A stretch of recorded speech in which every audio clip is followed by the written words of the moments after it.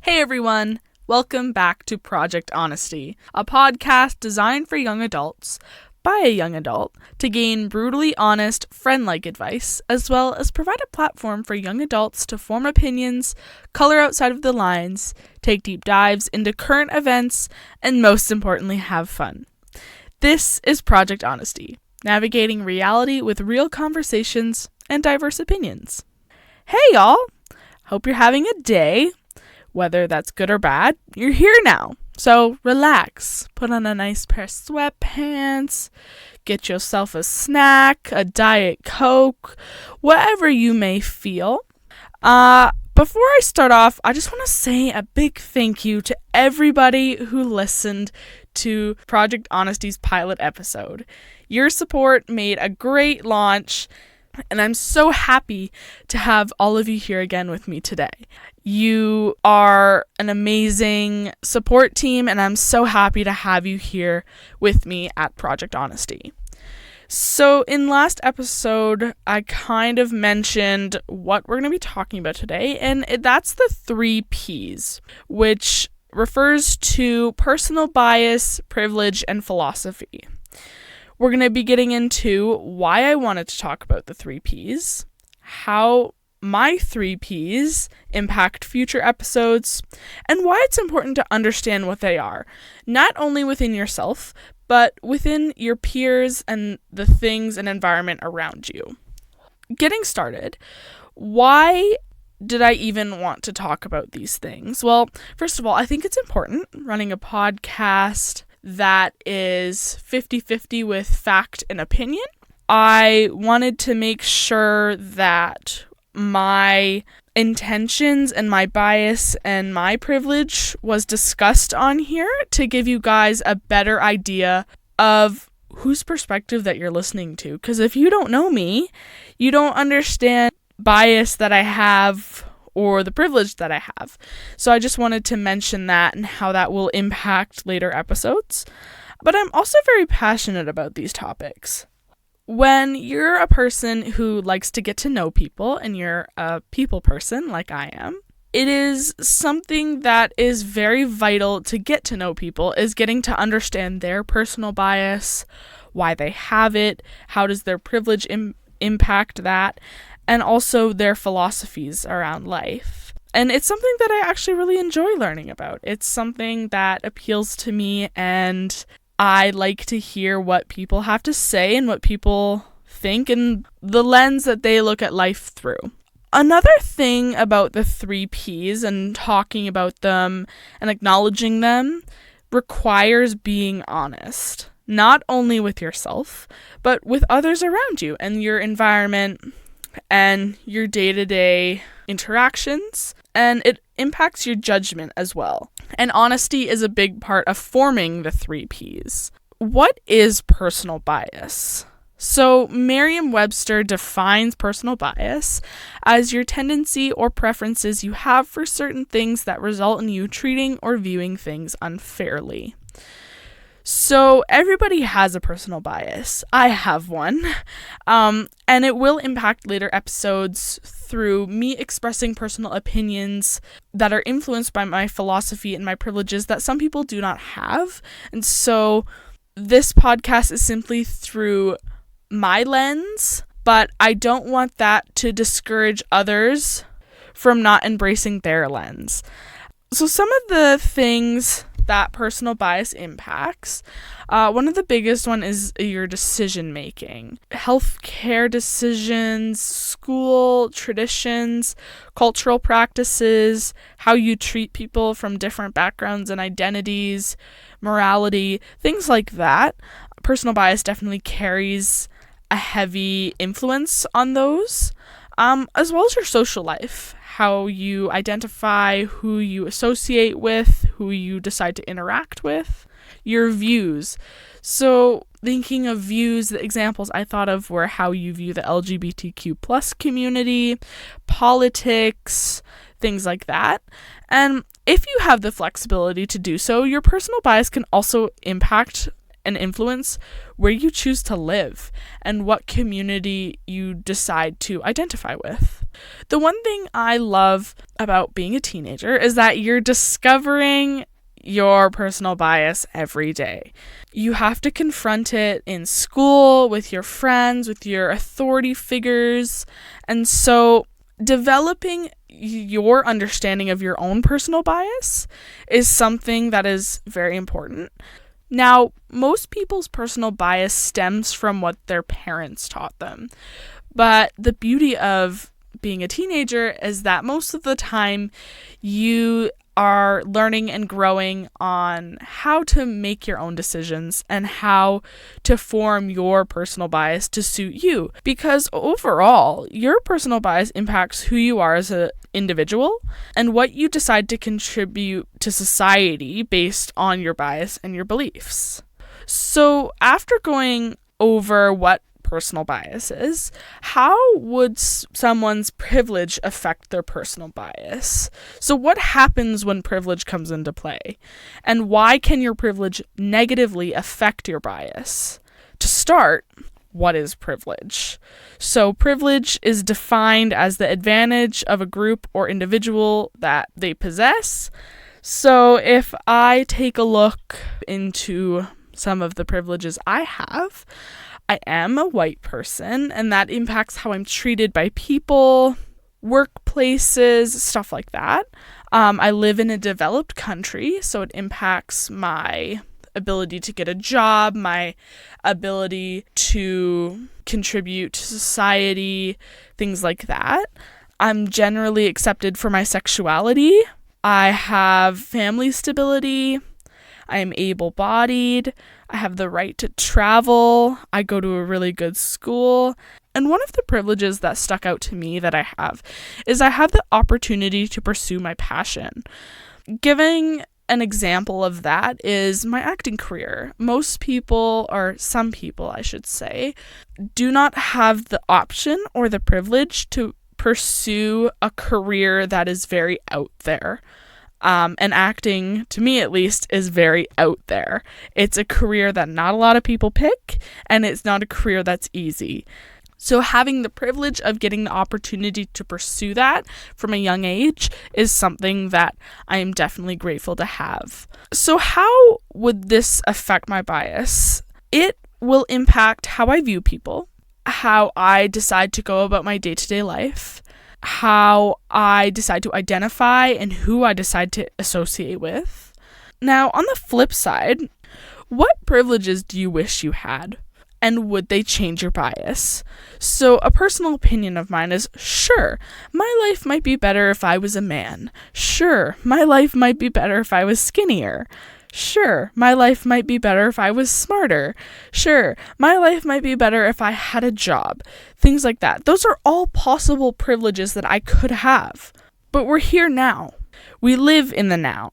So rather than wishing we had more privilege, our goal is to acknowledge what we already have and use it to better our understanding of ourselves and the things and environment around us.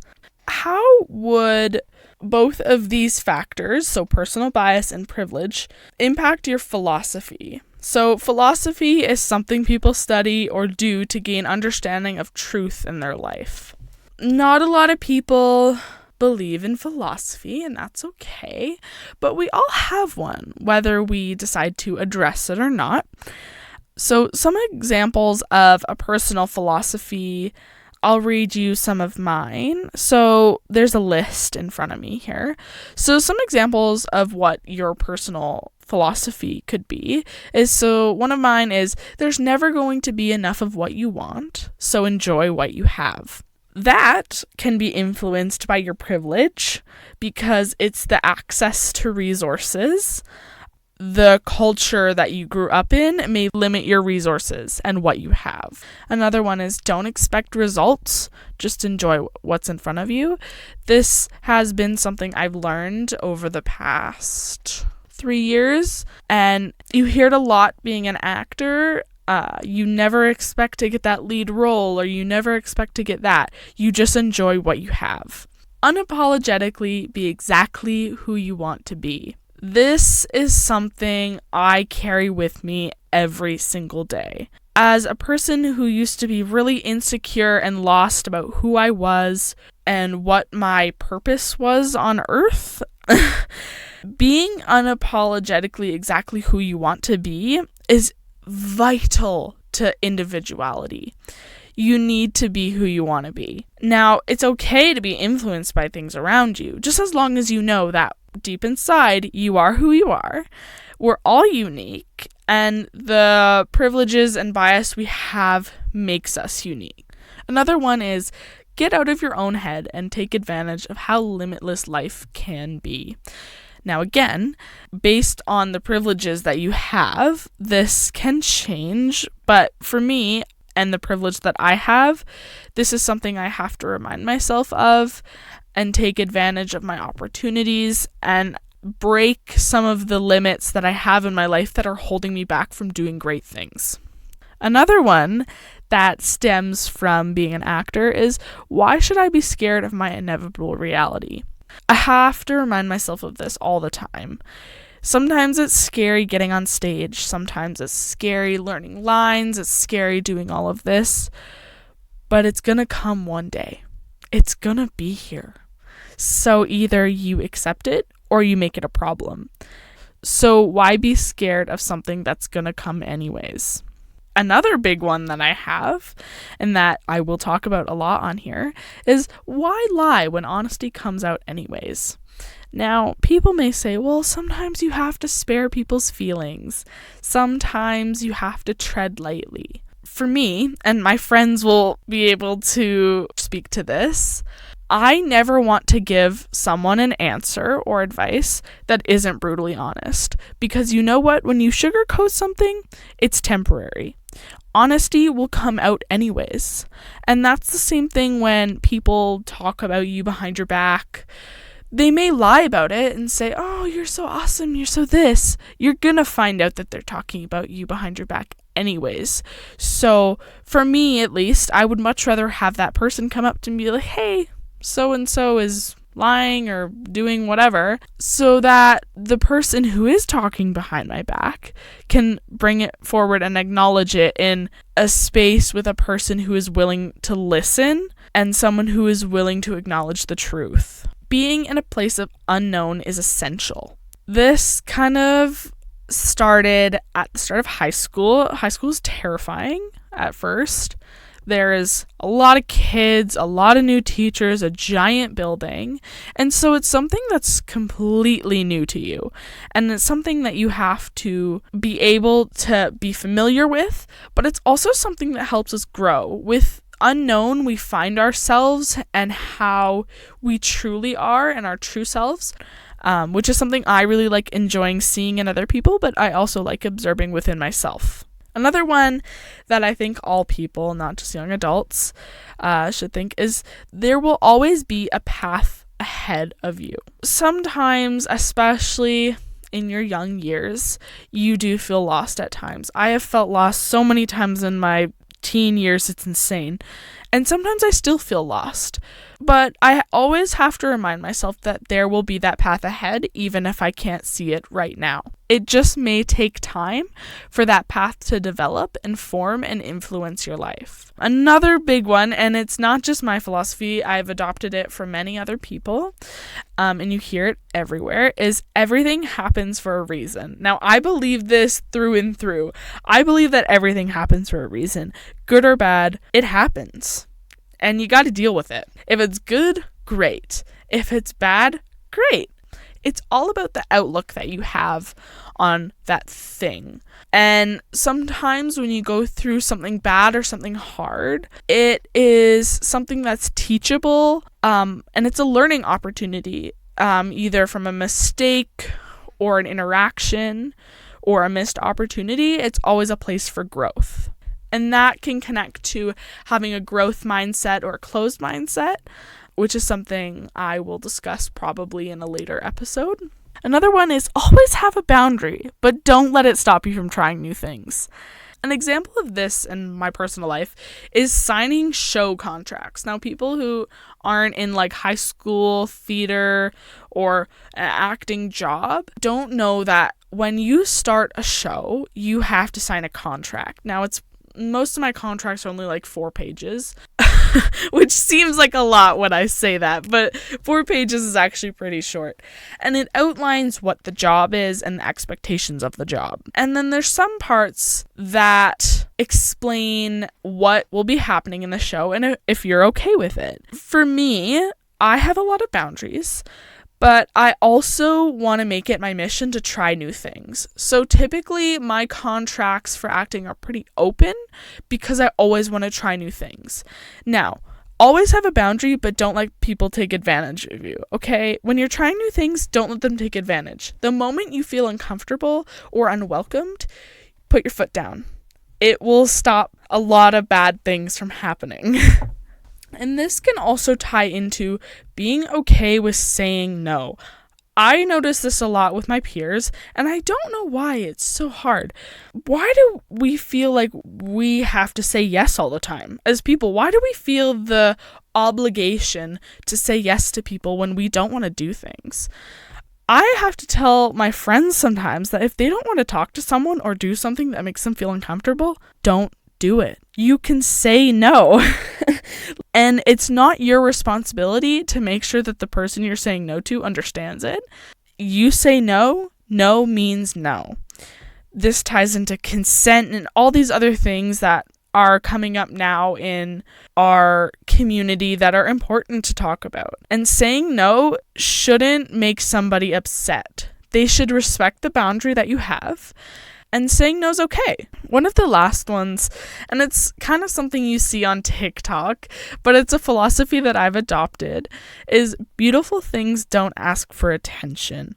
This is amazing. It was either in like a movie or something where this quote came from, but it's actually not just a quote, it's a philosophy. Beautiful things don't ask for attention. Being a teenager, that's hard to think. Sometimes, especially girls, we feel the need to get attention and validation from our peers. And I'm not accusing anybody of that. I'm guilty of it almost every single day. I try to adopt that philosophy of beautiful things don't ask for attention. It'll come to you. There was a reference to a butterfly garden. It was, if you chase butterflies in a garden, they'll run away. But if you grow a garden, the butterflies will come there. And it's chase, don't attract. And that can also tie into beautiful things don't ask for attention. Now, to end off the philosophy section of this, I want to share a quote with you guys from Steve Jobs. And it's something that I really love and that I am inspired by. The quote reads, "The only way to do great work is to do what you love." This quote is something I try to follow in my daily life. Now, I'm going to tie it back to acting. You guys know I talk about this all the time. Acting is not like a secure job for most people. It's hard and it takes a lot of work emotionally, physically, financially. But if that's what you love doing, you gotta do it. It's something I love doing, and I joke about this with my brother all the time. I say, yeah, I want to be an actor. So I've already accepted the fact that I'm probably going to be broke for the rest of my life. But it doesn't matter because the physical richness is not what I value. I value the emotional richness and happiness I get from doing the work that I do. And that's something that is an adopted philosophy of mine. So to conclude this episode, I just want to leave you guys with some takeaways. So in this episode, we learned that everything impacts everything. Your philosophy will be impacted by your place on the social pyramid and the privilege you have and the bias that you have. And that impacts your worldview. I just want to say that just because I think one way doesn't mean you can't think another. Our personal bias, privilege, and philosophy are the things that make us unique. They're all supposed to be different. And exploring one's personal bias, privilege, and philosophy are all ways to step out of that box and deepen your understanding of the people around you. And that's, again, gaining perspective from those who may live life through a different lens. So a question I'm going to leave you guys with is, why do you have the personal philosophy that you have? And how does your privilege, or not privilege, influence that? Thank you guys so much again for listening to another episode of Project Honesty. You can find the podcast on Spotify at Project Honesty or on YouTube at Project_Honesty. You can also head over to Project Honesty's Instagram. It's at Project_Honesty24. Thank you so much, everyone. Hope you're having a good day.